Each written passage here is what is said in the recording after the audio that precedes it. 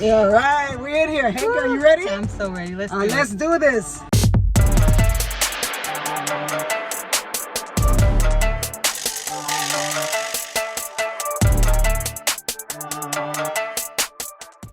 Hello, beautiful people. I'm Nova Scott, and welcome to my first episode of Car Conversations, where we're going to be breaking down lyric by lyric, phrase by phrase, my song, Fearfully and Wonderfully Made.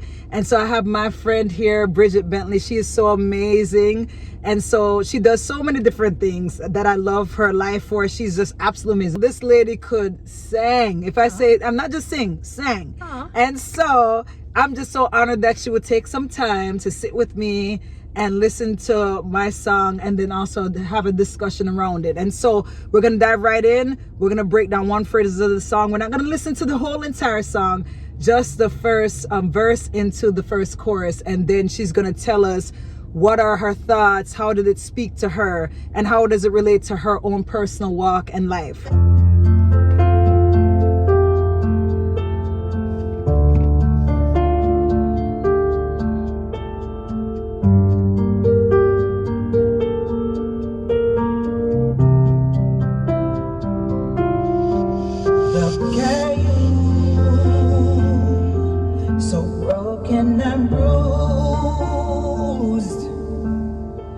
The crown of doubt you wear, the tears drenching your hair.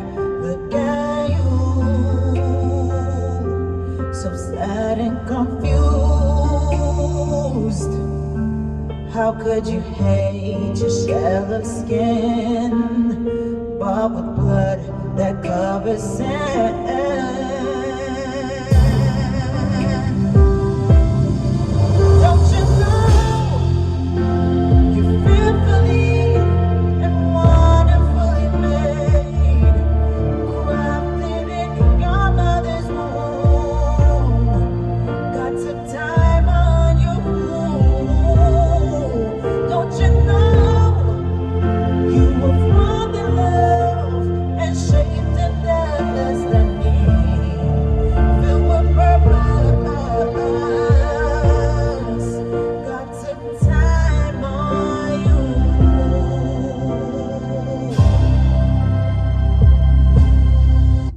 Okay, we're gonna stop it right there.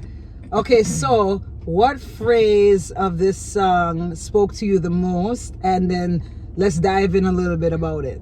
Well, one of the things I really like about it is that when it says that God took time on you, you know,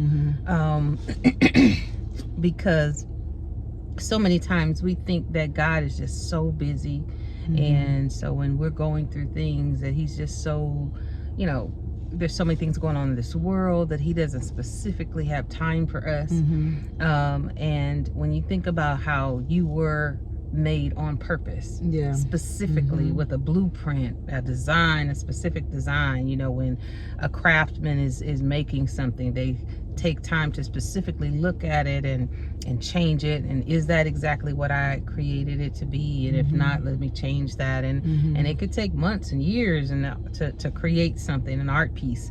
And when you think about the God of heaven, it was like an architect on us, and the things that we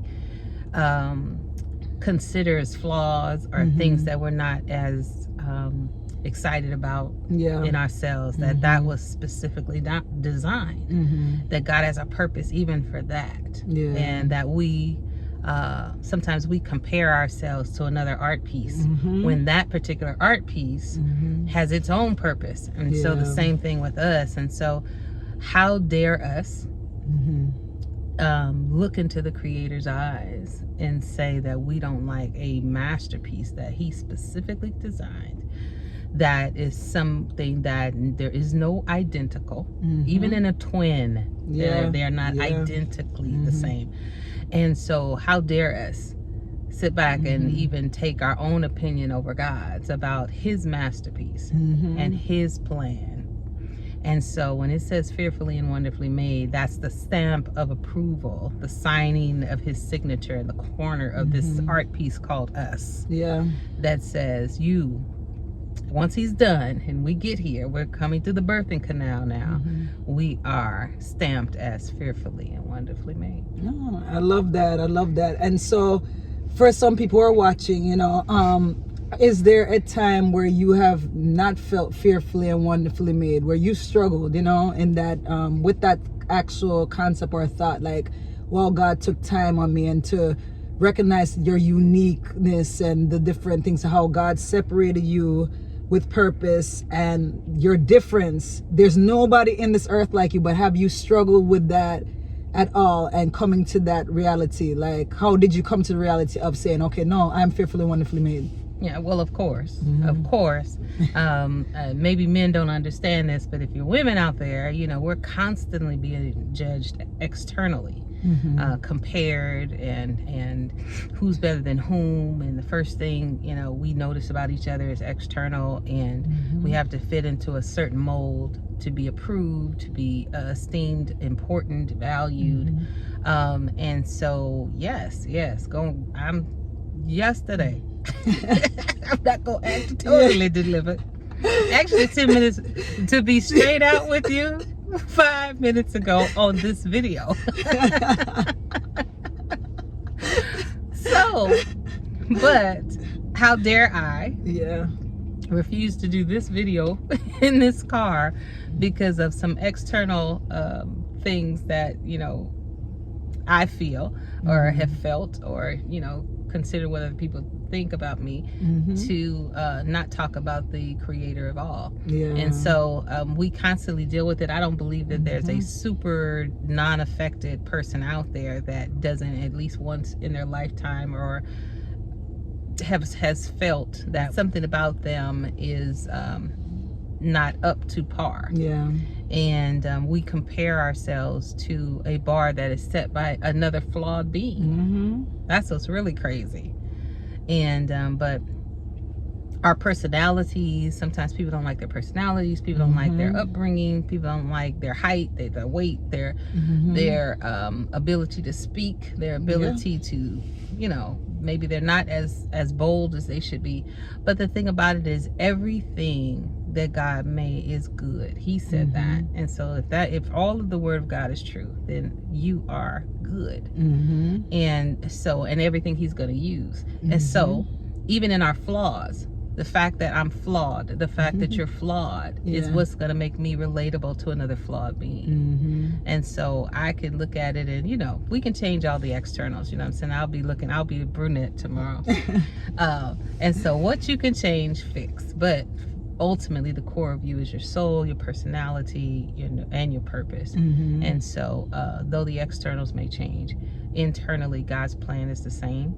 And God is qualified you for that. And if the dreams that he's given you, you may not see yourself doing it, but he, through his assistance, those that where we are weak and inadequate, which we are, that's where he is strong.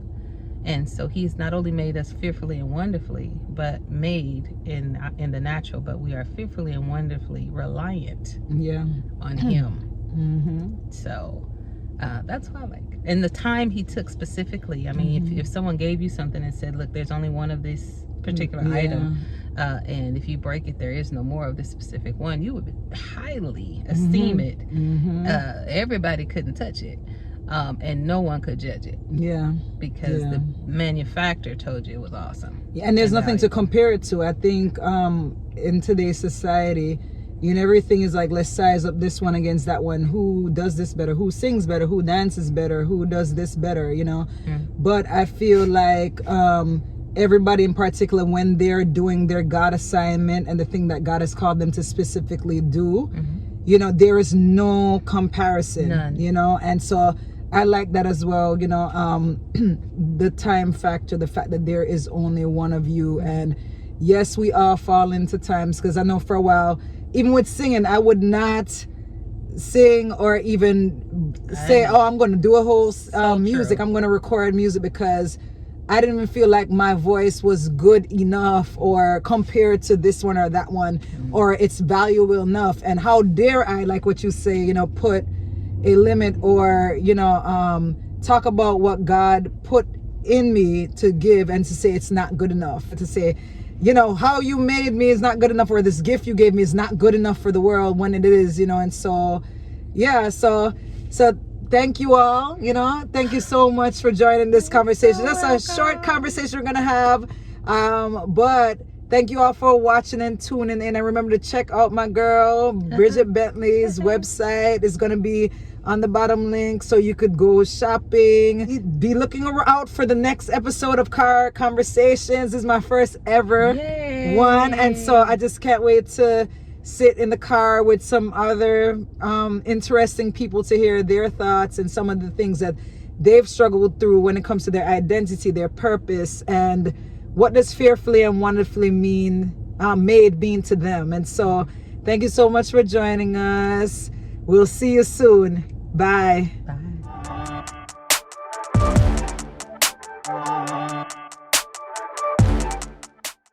Don't you know you're fearfully and wonderfully made, crafted in your mother's womb? God took time on you. Don't you know you were formed in love and shaped